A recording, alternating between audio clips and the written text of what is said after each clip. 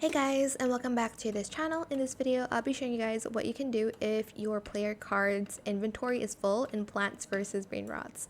You're just going to go to player cards, interact with one, and delete the one that you don't need. I don't need like the ones that I have that's a lot, like Cactus, Flurry, and Brainrot Blessing. So press delete the trash can button and just press delete.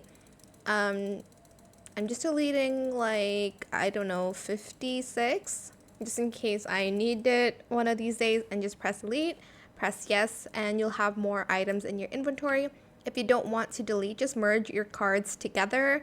That way you won't have a lot of cards in your inventory. So yeah, that is pretty much it really. I hope it was helpful for you guys. Don't forget to like, comment, share, and also subscribe to this channel if you haven't done that already.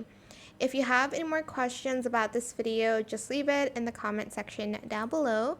I'll try my best to answer them all for you guys. And if you found this video helpful, please click the thanks button as well. That is it. Thank you so much for watching. Bye.